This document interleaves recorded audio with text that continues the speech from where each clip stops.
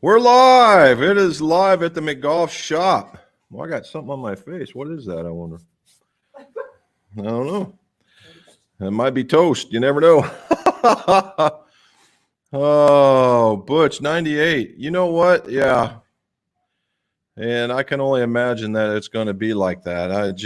It's just crazy how hot it got. I got in the truck and it finally said something along the lines of an hour or of 100 degrees, right? 100 degrees. Can you believe that? And my phone wasn't melted, so that's a good thing. I like that part. So let me get this.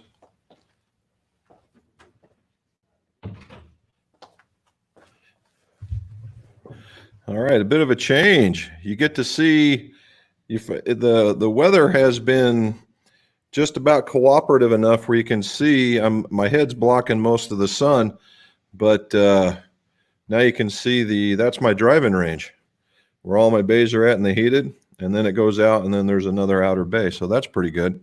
All right. So guys, for those in the US, happy 4th of July weekend, or hopefully you guys survived it all. And, you know, everybody's good with that. And for everybody, hopefully everything's good with the family. Everybody's good with, we're surviving this whole COVID garbage. It's about as good as I can call it with everything that's been going on. And we have quite a bit to discuss. All right, quite a bit to discuss. Number one, it's kind of really cool. We're going to talk about builds first. And this one is going to Tennessee. And a guy from Tennessee sent me a Miura Geiken. Okay, Miura Geiken irons to build. This one just happens to be the 4, and we just finished it. And we put the Dynamic Gold Tour issue, and these are S400s. Okay, so a couple of things with this. Number one, Miura Geiken is a offshoot of Miura. And I think all it is, and there's, as much as I can figure out, all it is the, we'll call it the U.S. variety of Miura. Okay. And what they've done is they've taken some other designs, and because this is their CB 207. I'm not deep with Miura, but it's a nice look. It's definitely a very, very small sole, very, very small sole with a killed leading edge. And it also has a very small top line, as you guys can see. So it's very much a player's cavity club. And then we put the S400 in it. So now the S400, and we talk about this, and I get questions about this one. So you have S100s, 200s, 300s, 400s. S300 is the primary shaft that will come out of there. Now, and they say, well, what's the difference? Well, two things is the difference. Two things. One is the weight sorting. So as the number gets smaller, the width of the weight sort gets wider.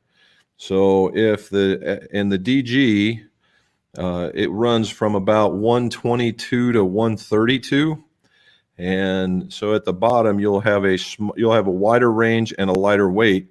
And as you get to the top, you have a smaller range and a heavier weight. So these being the 400s, these all weighed out at 132, and every last one of them was 132. So my friend in Tennessee, you're getting a very, very consistent set. Now, Miura is known for their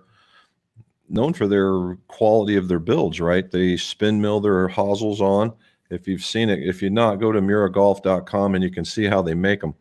It's very, very interesting. It's very, very cool how they do it. So I'm, it's something to be said.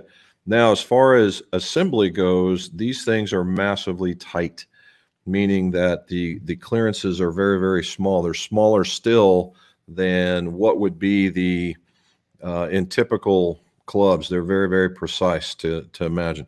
So they don't do, as far as I've seen, they don't do a lot in the gap wedge of the set either. So it must be an Asian rim thing or even a player's thing.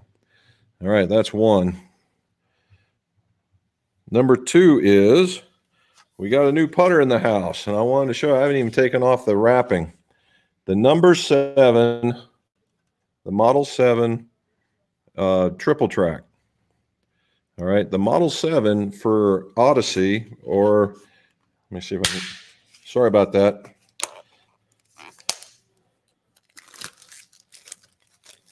All right, there we go. So the Model 7 is by far and away their most popular club, most popular putter. And it's in the Toulon, it's in the black, in every iteration that they've made, there's going to be a 7. And there you are. Now this one's a little different in that if you look at this piece here, this piece on the 7 this is new. All right, this is new. And this is where all the triple track is at. Now it's meant to, two things. It's meant to line up with the triple track that's on the golf ball. And what that does is that ensures that the lines meet. All right, so that if you're cockeyed one, that you'll see it, and then you'll know that you need the face. It will allow you to line up better. Yeah, there's more lines, there's more stuff. However, with the ball, you know that your face is getting right into it. It also supports the what do we call them, the Stroke Lab the fingers in there that make the ball roll well. And it's a neat little setup. And it comes with a big blue or a medium sized, but it's a blue grip that goes with it. So they're now in the house, and they come in multiple flavors. So if you have, you're not much of a 7 fan, but you're 2-ball, they have a couple of 2-balls. If you're a Marksman fan, there's a Marksman. I believe there's even a Rosie in this. Okay. So it's just something to consider if you're looking for a new putter, and they do definitely help you aim the ball. On a more of a finally note, right, is I was asking you guys about this once, but we finally got them in. We finally got them in. The McGolf Tour towels. The McGolf Tour towels. White, a slate gray, a green, my favorite. And for those of you that like red and gray, and then the traditional black. And for those of us in the South area, camo. Okay, camo. Now, what's so special about these things? When you see a guy with a tower that's on the tour, when you see a caddy with a towel over his shoulder, it's typically this one. Okay, and obviously not the one with the McGolf logo on it, but you see how big this guy is? See how big this is? All right, and then the slots in the middle. All right, the slots in the middle is for to put it over a club, so you don't have a hook, so you can't get hooked up, and you can't. And it's over. I put it over my 2 or 3 hybrid because it doesn't get used as much as the rest of them, and it just sits there. What I tend to do, and most people do, they'll dunk half the towel, and it stays fairly wet throughout the round, unless you're at 98 degrees like it was today. And geez, lost my thought. On the other side is dry, so you can wipe it. What you do is you can wipe down a club with the towel, because it's an aggressive. It's got an aggressive pattern there, right? The square pattern, and it's not scratchy by any shape of the imagination, but it will remove the dirt. It does pretty good. And then as a bonus feature, they all come with an added free, they call it a pocket towel. It's an 8x12 pocket towel. Normally what the guys from there, they say, hey, if you get that one wet instead, that it's a good golf ball cleaner. And in the way that COVID's going right now and we can't use the ball washers, that might be something to do. So there's that one. That was the fun. And lastly, before we get going, we're just going all over the map with these different club companies. So Sid, if you're watching, and even if you're not, your irons came in. All right, he's MP20. Sid came up from North Carolina and has probably one of the smoothest swings, one of the nicest swings that a two handicap can possibly have. It was pretty amazing. I'll have to say he's quite the hitter of the golf ball. And we fit him into the MP20s. It was funny. It gave him his distance and it gave him his look. The question was, he asked me, and if you're listening, Sid, is that we went with the JPX gap wedge, the JPX 919 gap wedge, and then went into the T20 and the regular wedges. And the question is why? Well, the reason being is, we got a question here. Not a question at the bottom there. It's Brian. Hey, Brian. There it is. He's here. Yeah. He's saying he saw him. So anyway, Sid, all right, so the idea here is the 919 gap wedge has a wider sole that much more stereotypes that. All right, it's very much a wider sole. This is a wider sole for Mizuno, and the gap wedge marries up because of your swing speed. That the gap wedge is going to be a full swing club, and I want it to be more like the iron set and less like the wedges. Yes, I know that you're a 2. Yes, I know that you can hit it, but in the scheme of things, as far as performance goes, I really think that the 919 in the gap wedge for a full swing club, the way that I think you will be using it, is a much better choice than the T20. Now, in the precise shots, like the sand wedge and the lob wedge and whatnot, the T20 is going to be a star performer for you because of its heel and toe relief and the fact that it'll be very universal in multiple places. There it is. And Stump, I haven't looked to see if you're on here, but there it is, brother. So we're getting ready to, I got a lot of work to do when I'm done with this. All righty. So here we go. So if you guys got any more of these types of questions, I got one more thing. I've got a new tool that I'm reviewing, and it's from Golf Mechanics, and it's a twofer. It is a new frequency machine / shaft profiler, and I've got it on my bench, and I'm starting to use it, and I'm taking my time with this guy because I want to make sure I do Mondaire a good job as far as the review goes. But now we're also going to do shaft reviews as a plus to doing this, and that's going to figure in quite a bit into what we find. So maybe in the next couple of these sessions we can actually start talking about shaft profiling and have some guys in here that deal with shafts. So if you got any of those types of questions, we should be able to come up with that. All righty. We'll start here up at the top. Matt, I actually broke 80. How about that? 79-40. And playing from the blues. Not as good as the team that you play with, but I'm working on it. All righty. UK is in the house. DE is in the house. Thank you, sir. Robert, good afternoon to you as well. August, what? You are not kidding me. It's bad. Whew. Russ, hello there, buddy. Nice and hot. Look at you go.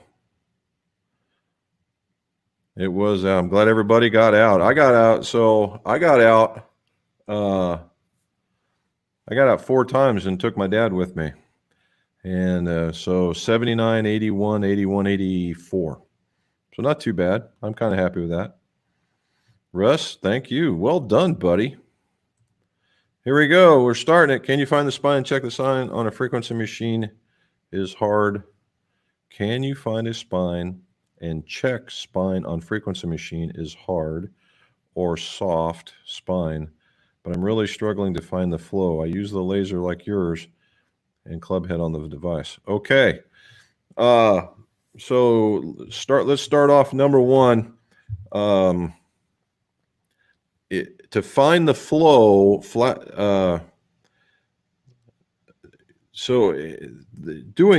the flow is part of finding the spine, right? You're talking about finding the spine.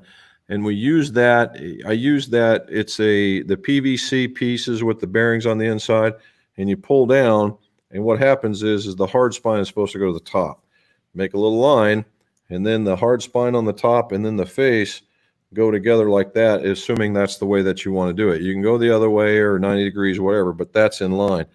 Now, when you have it and it's in line like that, then you clamp on the you clamp on the laser on the bottom of the shaft, right? It sits in here like this, and then you do the twanging, and you twang into the jaws. So if your clamps like this, you're twanging this way. If your clamps like this, you're twanging this way. Make sense? So that's what we got. That's what that's for. Now, you might have to twist it every once in a while, a degree or two, and keeping that, or even tilting the face just a little bit in order to find where it balances out. If you're doing clubs that have heavy offsets, I am finding that those are the ones that are most difficult to find. And yes, they do take a little bit. And that's because the center of gravity is pulled back and off so much. And that's what's causing that to be a problem. So hopefully that helps you out. Lombard. Jack, where is Lombard at? Warren's back.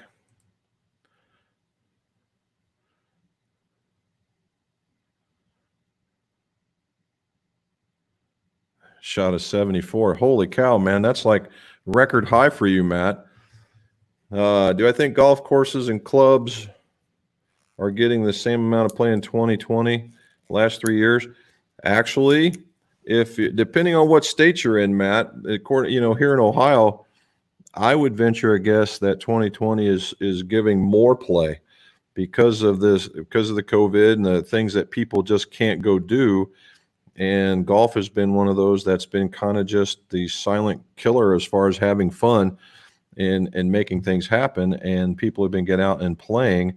And if you look at even, if I use like Peter Finch and the guys over in the UK that are big time YouTubers, when they finally got released to go outside, it was like an explosion, and they're taking off. Well, we had that, but months ago, and it's just been carrying forward, and the weather has been phenomenal for us. So it's pretty good. Phil, let's see if I can say it right. Edinburgh. Can you flow a true temper? Yes, you can. Yes, you can. You can do that just fine. You can do any shaft as long as it's just the shaft, right? You can do that. Sweden's in the house again. So which shaft did you end up going with? Did you go with the Smoke or did you go with the Rogue? And if you did, which one did you like the best? Let's keep going. Robert, the answer is yes.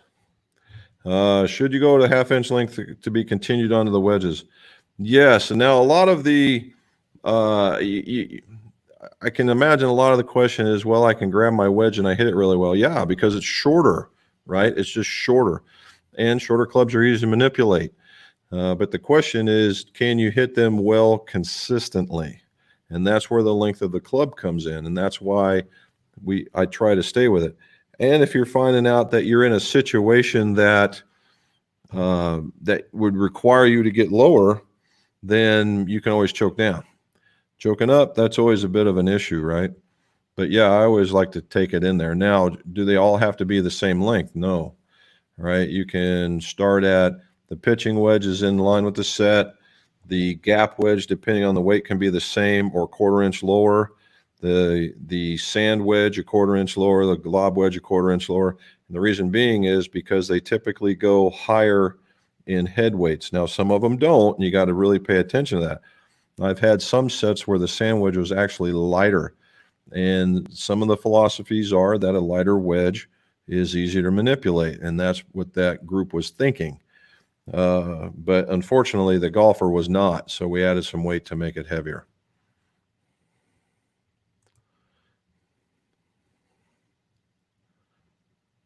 Hey, oh, there you go, Willard. Appreciate it. Firestone's pretty tough. I actually got to play there once. Actually, it was on a tour trailer there once with the rifle shaft. It was part of we were part of the Professional Clubmaker Society, and we were able to take advantage of it. I met a ton of people there, all great guys, including golfers, tons and tons of folks. Okay. Whoop, went a little too far.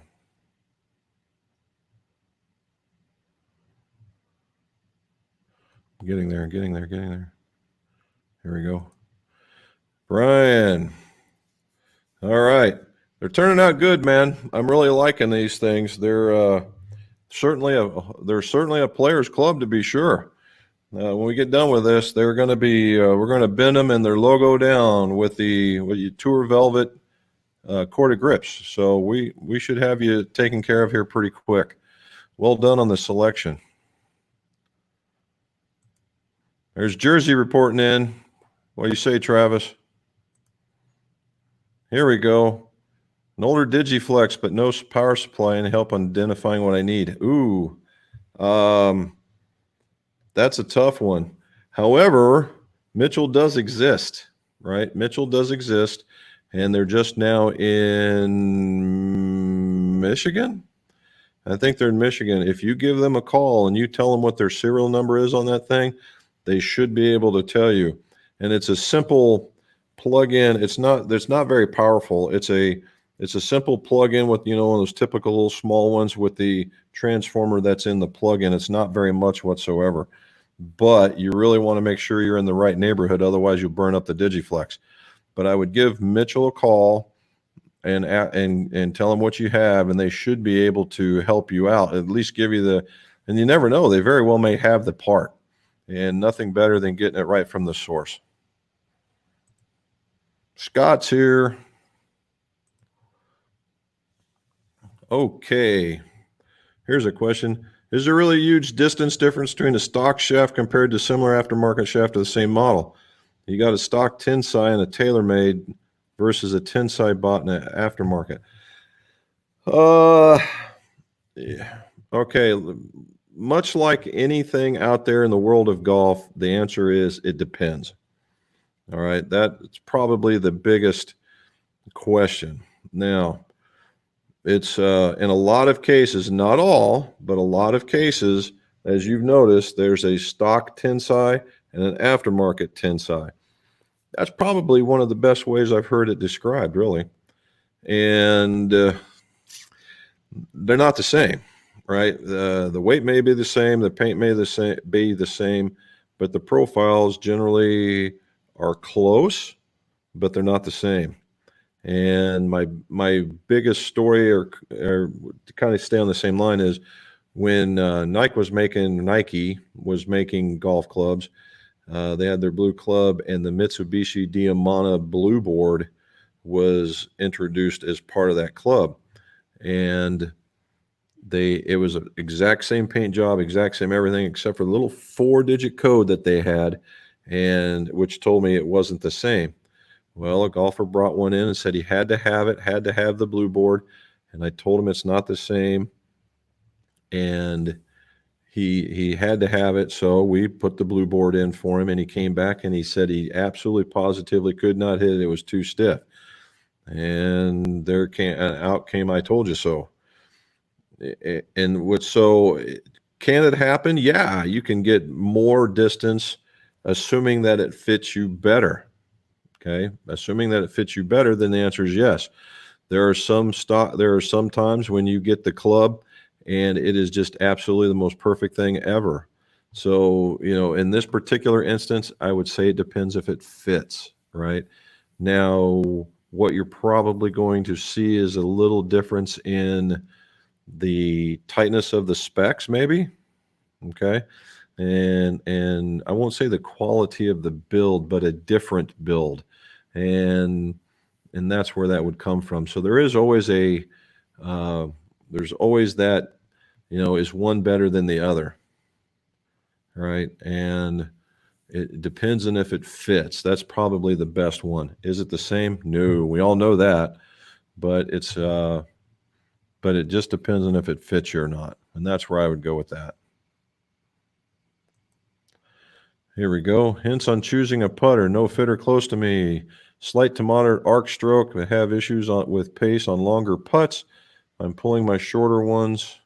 Currently have an Anser 2. All right. Moderate stroke arc. And pace on longer putts. All righty. So it depends on what you like looking at. And we'll use my putter.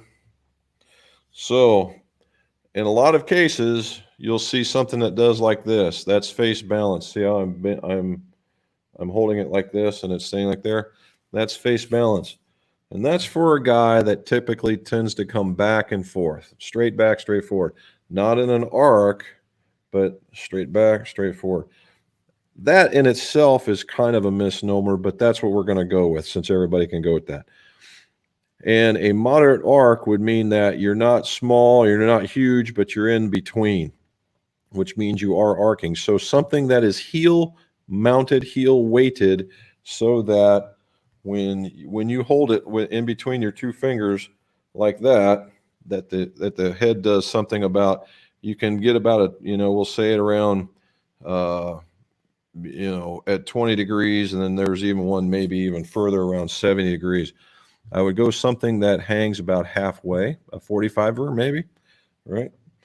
And that would help you with that. Now, if you're having issues with your aim, there are putters out there, most like this, that come with what's called an S neck or a flow neck.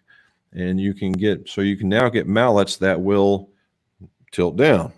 And then that way it doesn't fight your stroke, right? And that's really the thing. People say it matches your stroke. I say so it doesn't fight it. So if you have an arcing stroke like this and you have a face that does that, it tends to want to, go with the way that you would do that. Now, as far as pulling shorter putts, it could be the length of your club. All right. So what you want to do is, once you decide, one, if you like a blade, two, if you like a mallet, and they both have to have a little toe dangle, right? That's number one. Number two is you get somebody behind you or off, in the line of sight of the target, and have them look and make sure your eyes are over the ball or just to the inside. If you're over the ball or way far away, that could be the issue. All right. And last but not least, do a little counterbalancing. And I don't mean super duper heavy, but a little bit. We do that quite a bit, and it tends to smooth out the putts. Okay. And then you can go with something like that. Now, I'm big with Odyssey. And the Odyssey, so the mallets, they're like the 7, like I just showed you. There are new mallets that are high MOI, which would be the 10 and the Bird of Prey. They all come with S necks, all right, which is this flow neck, S necks. And that would help you with that. If not, then they have some flow neck type putters that do mount into the heel, and they might even have the little small flange on the bottom if you like that particular kind. And all of them now come with the Stroke Lab, which has a counterweighted shaft. And that very well may help you right where you need to be. Now, another one for adjustability is you could look at Ping. Ping has that shaft, that adjuster, where it put a little knob in the back of the shaft, and it makes it go up and down so you can get to where it is that you need to go once you've found the desired style that you like. And then you can get right there where you need to be. That could be part of it. All right. And then just to throw in a little love to my friends at Mizuno, they've got 3, and they have one. It's the Type 2, and it's more of a blade. It has the flow neck, and it does also tilt, and that's a great milled option without breaking the bank. Now, if you really want some excellent mills, then it's Toulons and Peretti's. Those would be my 2 first choices. All righty. Jack is in the Chicago area. Hopefully it wasn't too doggone hot for you up there either. Derek got his towel. Yes, Derek, the greens were fast. I even saw it getting faster as it was going. That was Lombard. When you asked what Lombard was. Oh, Chicago. Okay. Very good. Chicago. Nice. Lombard, Chicago. Yeah, I should have known that. All right. All right. Where did I go? Man.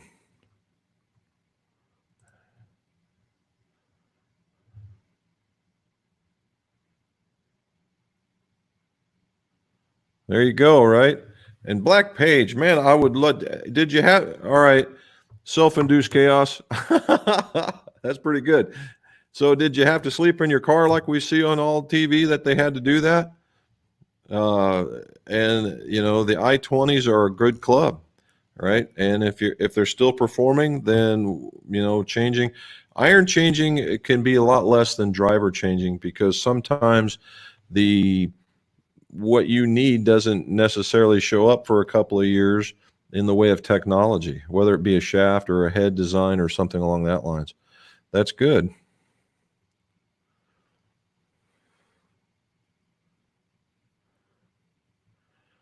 All right. What's this one? What is the best way to ensure there are no air bubbles when fitting a shaft onto an iron head? No air bubbles. No air bubbles. Okay, so a couple of things. Number one, air bubbles, we're talking about epoxy. Okay, we're talking about the epoxy.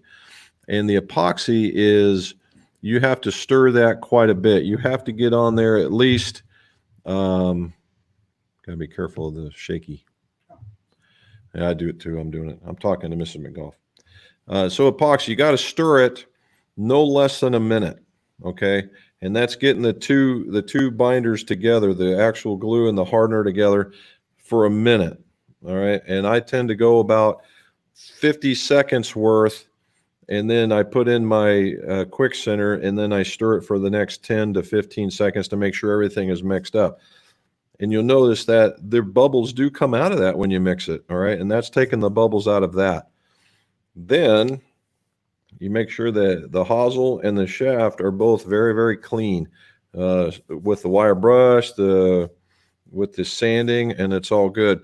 And then you can do one of two things. You either take a popsicle stick of certs and you get it full of the epoxy, and you put it in the hosel and you stir it around so you cover the walls, and then you put them together, and that takes care of it. Or you can do what I do, and you roll the shaft in it and make sure there's no bubbles, and then you put it out. Outside of that, and typically it shouldn't be a problem, especially when at the very end, the last thing you do is you tap it on the ground to make sure that it's seated, and that tends to get out there. Craig Scott, just above self-induced. All right. I'm not sure. I don't do Fortnite. I already dealt with Ty. Okay, good. It's on my own group. All right, Butch. Nippon Pro 1050s versus the XPs, both regular. Which do I send you for a set of TMRSI irons? Be better batch, slightly better quality. Going to give you a call soon. So the XP shafts, and they're getting ready to get rid of them, I understand. So you may not have a choice. And what you're looking at is, let's go Nippon in the 1050. That's a 105 shaft. All right, that's what it is. You just cut off the zero. It's a 105 shaft, and Nippon makes a really good shaft. Everybody knows that. It's a good deal. The Dynamic Gold, the True Temper Dynamic Gold XP, is being phased out, and I believe it's being replaced with another brand that's coming. However, right now, what's out there and comparable is called the Elevate. All right, the Elevate shaft, and it does come in a 95, a 105, and a 120 brand. And this one, the Elevate, comes with if you remember the old Sensicores, right? It was the straw with some foam around it. It was jammed into the shaft. Well, they call it VSS, Vibration Something System. And in the Pro model, it basically, if you're VSS was this big and standard shaft, the Pro is this long. That's all the difference is. In the 95s, you don't get a choice. You get the big one. In the 105s, I believe you get the big ones too. Now, if you're asking me the difference between those two, that would be a tough call because they are both very much players-like, where the XP would be more of something that would give you a higher ball flight, right? So you want to be careful to that. And I believe the RSIs, the TP models are also taper tipped. Taped. Huh. Anyway, so I'd have to look into more of the Elevate to see whether or not that is there. Where I do know that the Nippon does come in the taper tip in that model. So right off the top of my head, I'd be going with Nippon. All right. Joel, I have not had the opportunity. Nobody's sent me anything. And the fact that they are direct to the consumer means that I don't get to see them. And I don't, unfortunately, and yes, they do. They do look clean. They look very like somebody's been very detail oriented on that particular characteristic. That's a good thing. And I guess now they're coming in colors, right? You can get the dark color and you can get the light color. And they tend to, they're gaining a lot of popularity because I think because of the price. I don't know necessarily about the performance as of yet. Time will tell. But you were seeing Hogan do it right now. Hogan's got a name, albeit that's been through the ringer a couple of times, but they've been doing the same thing, and it seems that they're doing very, very well as well. But if they want, and I don't know, and I think this was part of it, is I did look at Sub-Zero or Sub 70. And I don't know if they offered a left-handed product. And if they didn't offer a left-handed product, my interest went to zero right at that moment in time. However, but I do like the looks of them, yeah. So if you're out there Sub 70 and you really want me to take a look at them, I'd be more than happy to. I'll bring somebody down here to test it.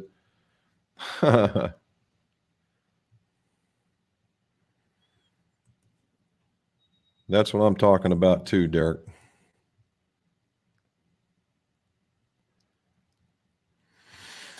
I was there, Derek, at the Brickyard course when the ladies were playing. I got to get on the tour trailer there. The LPGA has their own tour trailer, and it was very, very cool. And they were running, every once in a while, they would run a car by, and it was one of those indie experiences. Are you kidding me? Sorry, that was a rookie mistake. But I got to play, and they had those indie experiences where you get to sit passenger seat and you get around the track, and as you're walking under the tunnel to get to the inside part of it, and away it goes. But the course itself is extraordinarily nice, and it would be a nice. It would be very, very nice to get to play it. All righty, what we got here? I don't know. I don't know. Again, it's a left-handed thing, and the whole thing with part of our business program here is you have to have a left-handed offering because I'm left-handed. And to me, being left-handed shows, or having a left-handed product, they don't have to have them all, but a left-handed product shows that that they're interested in staying around. Right now, if everything is just on the right-hand side, I can't relate the product to the person short of them hitting it themselves. So that's the reason why. But if they're adding, I do remember getting an email that they were looking at fitters, but we'll see if they add it. Because the product is very, very nice. All right. I got you, bud. See ya. All right. For better control on your greenside wedge, would you recommend a heavier shaft or lighter one? My irons are 130X. Well, I don't know if you're going to find a heavier one. That's the problem. At 130, you're pretty much maxed out, and you might just go into a wedge shaft. Now, what I traditionally like to do is whatever the iron shaft is, I like to make the wedges just slightly heavier than the standard irons for control. Now, that's on a whole. Now, it all depends. If the person is very aggressive or if the person is very smooth, it could go either way. Now, that being said, I've got 95. I got the KBS TGI 95s. Oh, am I doing it? Yes. And in my irons, and finding they didn't have a wedge shaft that was in that realm that I was looking for. So I went with some Acra 95s because the distribution of weight was a little different, a little heavier. And I thought that would throw me off. And so far it has not. So I tend to like that. So I would say if you've got the C tapers in the X Flex, that I would, you might even look at putting the C tapers in that. Now they do have, KBS has that high rev that you can get in X Flex, which will be slightly heavier, and that very well may be where you want to go. There we go. All right, man. Well, if they just added a lefty section, now I'll be looking at them. Here we go. Canada. There you go. Oh, Sonny V, what's going on, man? All right, we've had something from him. That's good. Timmy got the towels. Good, good, good.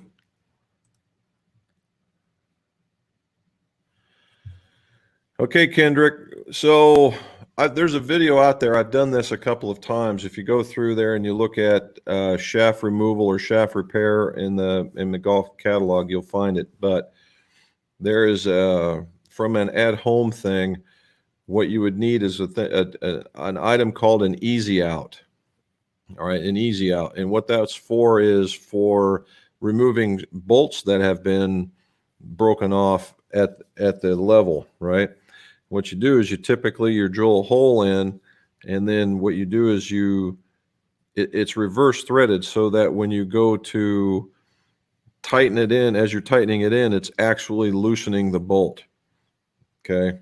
And so as you're going into the tighten mode, as you're going into loosening of the bolt, the thing wants to tighten itself in, and that's what grabs the bolt and pulls it out.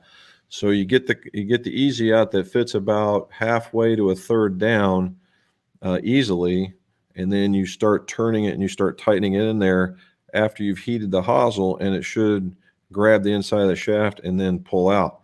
Now that's assuming that's a steel shaft. If it's a graphite shaft, you just heat up the hosel and you just start, called step drilling. You start with a smaller drill until you eventually get to the big ones, and the heat will eventually break the epoxy and grab and pull it out. So there you can do that.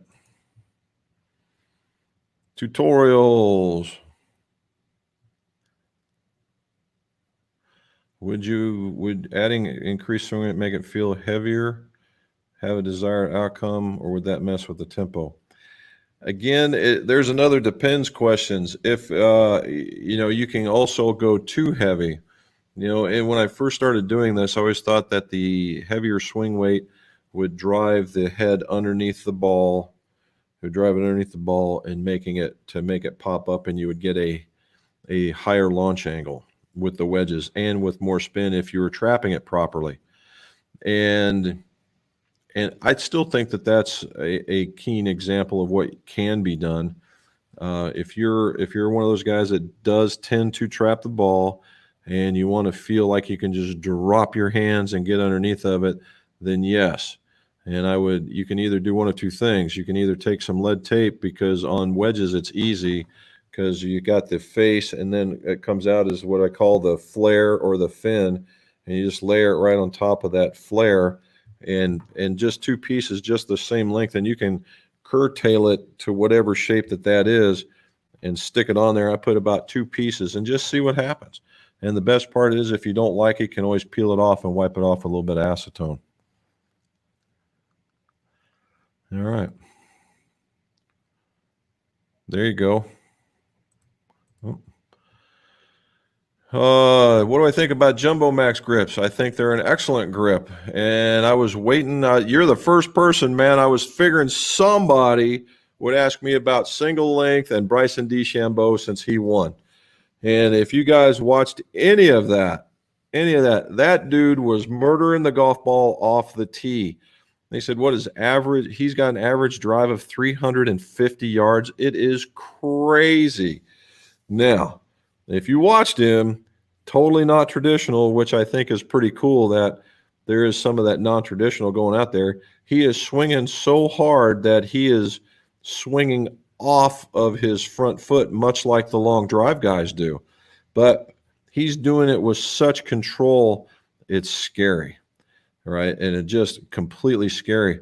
We were talking about that today. There was some 400-yard par four that was there, and he ended up in the sand trap that was almost pin high. Wow, right? However, as far as Jumbo Max, they also make the putter grip too, right? He always the one that he's arm locking, but they also make the regular ones, and they have a really cool texture to them. Very much like their newer grips. They've got a texture to them that allow you to feel the grip. It's not soft. It's what's the pattern that's on the grip. So yeah, I do like them, and yeah, I do like them. And if you're going to put on the Idol putter, they are, yeah, I would say you could go with it. You'd be fine. Nick, have you seen the TSW wedges?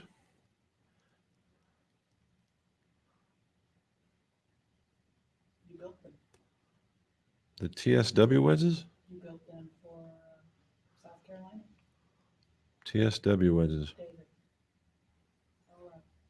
Oh, okay. The answer to that question would be yes. If you guys saw part of my build where I was putting on the Roo grips, the maroon leather kangaroo grips, we made the TS1 irons, and these were the wedges. And yes, they are very, very cool. And I think it's a neat one. It's not overly wide, but it's not thin either. It's a very, very nice. And you're right. They do make good product. They really, really do.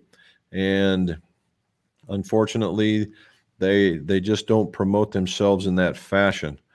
They just don't. And that's unfortunate because they really do a good job. Here we go. Joel's all over it today. Let's see. Any thoughts on Superstroke Traxxon grips? Seem to be useful for getting heavy swing weight with mid-size and jumbo grips. I do like the Traxxons. Now there's two, right? There's the putter grip and there's the full swing grip. The putter grip, it's a neat little piece that fits in your hand that gives you a little bit more traction right there.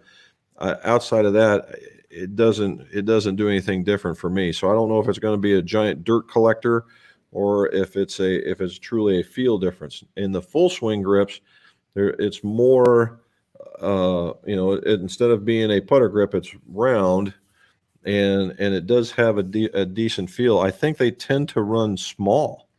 If you ask me, they tend to run small.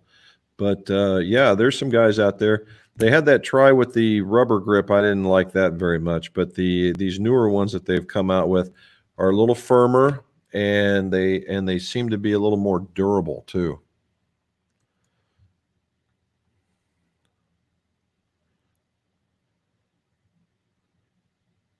Oh, I believe that he is.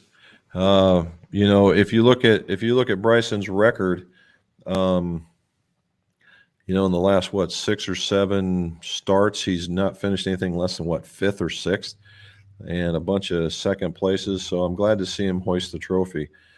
My biggest scare is that he's a young man and he's drinking all those doggone protein shakes. He's drinking like 6 or 7. somewhere along the lines, he's just going to have to slow down. Otherwise, he will turn into the Hulk. And we don't want that. We just don't want that.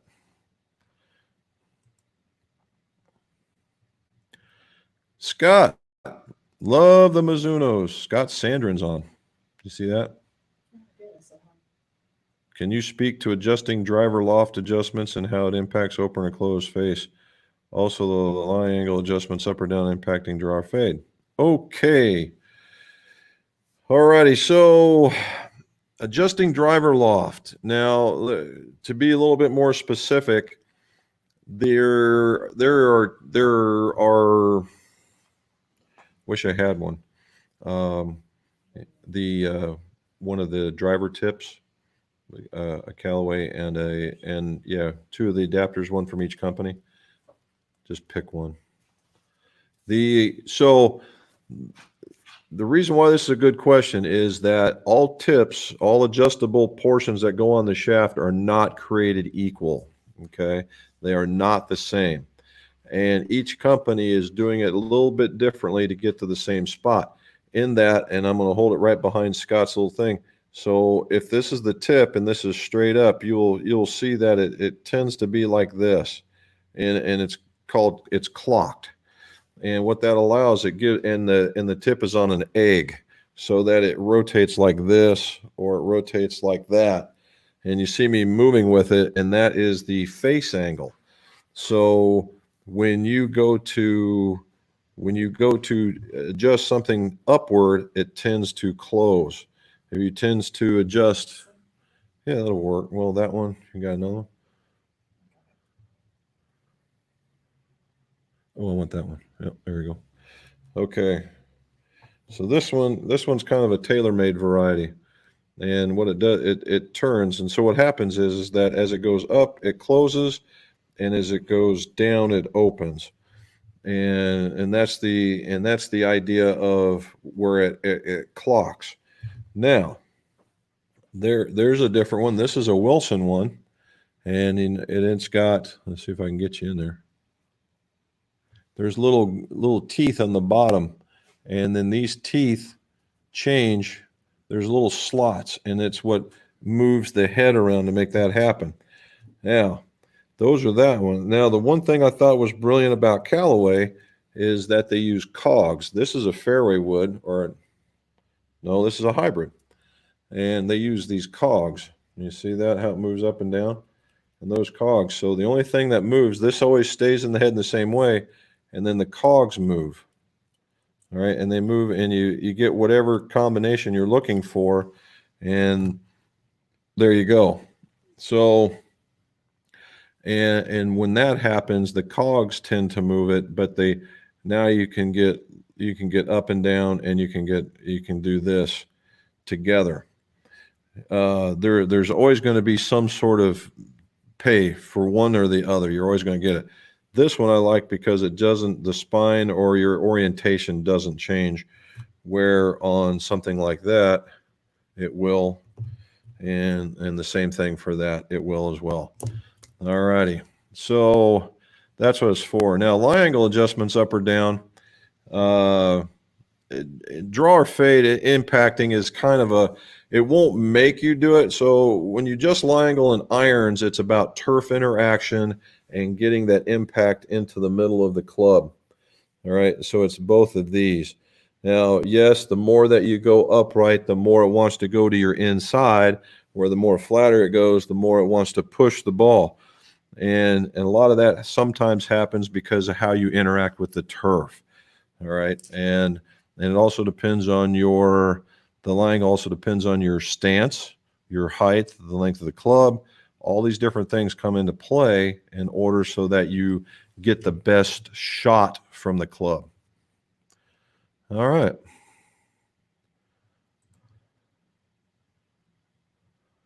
Stump's finally in the house. Huh? Stump is finally. Ah, finally. Okay.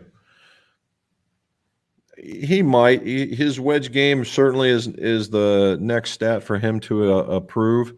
If you guys got to see that, if you're on Twitter, about the time Nick Faldo said something about graphite shafts and his wedges, Twitter went just crazy hermitile about, oh my God, he doesn't know anything about shafts. He does this because, well, I mean, look here. The dude's got a British, he's a Masters winner and he's an Open winner. So, you know, he knows what he likes. And I'm sure a lot of what Bryson is doing is just freaking him out. And we'll see. But if he's, I mean, look at how he putted. I mean, the guy was dropping 20, you know, his wedge game doesn't have to be that good if he's going to be dropping 20 footers from everywhere. But I'm sure that'll be his next thing that he looks at when he develops his stats.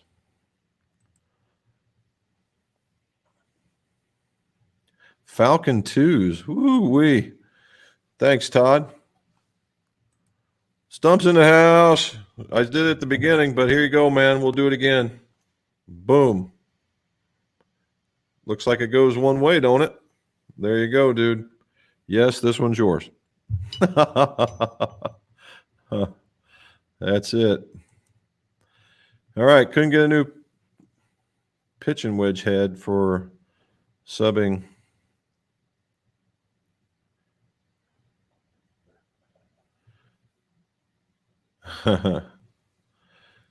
So subbing a scratch 47 head. Oh, okay, I get it. What will it matter? Other than it depends, Butch. It depends on what your other irons are. The scratch is going to play like a wedge, right? And that because that's what it is. It's a blade. It's going to be playing like more than that. The thing you want to be careful of is on full swings, the scratch bounces tend to be smaller and the soles tend to be thinner. So keep that in mind. Nick's back. Smaller market share brands like Wilson, Tour Edge seem to be doing lots more advertising last couple of years. You think uptick in those builds over your Pings, TMs, and Callaways? Well, I don't do Tour Edge, although I could, but I don't because we've got our fill. And it's not that they're bad. I do like them, and the people there are very, very nice. They're very, very well organized. Wilson. Yeah, Wilson has been. If you've been watching them for the last, I'll say 3 to 4 years, they've been steadily upping their game. Steadily upping their game, and their iron game, their iron offerings are solid, and where their weak spot was, it was in their woods and their woods hybrids area, mostly not necessarily from a performance standpoint, but from a look standpoint.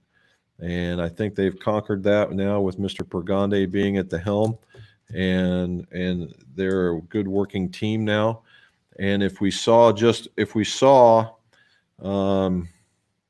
was going on, that Gary Player was playing a new Wilson driver, and it looked mean. And he was doing pretty good with it. The real test of time is if he shows up with it again in the next tournament that we'll be seeing, then you'll know it's for real. I'm hearing all kinds of things here about that, and unfortunately there won't be a lefty version to test. At least that's what I'm hearing.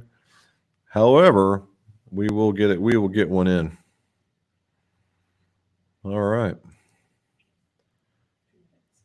There we go. Good. We'll be waiting on it. All right, guys. With 2 minutes to go, we have talked to people from Canada, Scotland, the UK, Sweden, New Jersey, South Africa, and here in the hometown of Ohio, not to mention Illinois, Lombard, right? So again, guys, thank you. And if you haven't seen it, I did post a video today. It was kind of a scheduling error on my part, but we did the work on the Ping i3s and the ISIs of taking out that plastic ferrule piece. If you haven't seen that, go check it out. It is actually some pretty neat stuff on that kind of repair. And I show you some tips that a lot of guys didn't do back in the day. And but it was an important design feature that Ping had that actually probably leapfrogged them into some other driver things. So hopefully that's what you'll see. All righty. See again, last chance here. Idaho, Atlanta, more Illinois. There you go, right? All right, last minute. Nick gets the last question. Have you had any heads up on the V6 replacement? No, I have not. They are a very nice one, but they are next in rotation. The D series came out and replaced they had CDs and Fs. Now it's Vs and Ds, and it's next. So we should be seeing. And I asked if it was a V7 or not, and I got this kind of a cocky smile. And well, we'll just have to wait. So but I do believe that it will be a player's iron that you'll see for certain. So there you go. Look at this. OH, that's right. And Roll Tide. Mr. McNamara from New York. And there's Scott with Go Bucks. The one guy I didn't get to see that I thought would be in here is Richie. If you guys actually like the Kung Fu movies, Richie, the guy who was in there. All right, fellas. Again, thank you for showing up. Thank you for asking the questions. And again, if you have anything that you need help with, just give us an email, clubmaker@mcgolf.net, or give us a call at 740-941-GOLF. And Robin will take the phone call, and we'll be more than happy to help you out. And if you got any ideas for some content going further, send it to us, and we'll try and get it into the lineup. And as always, guys, let's see your scores go low.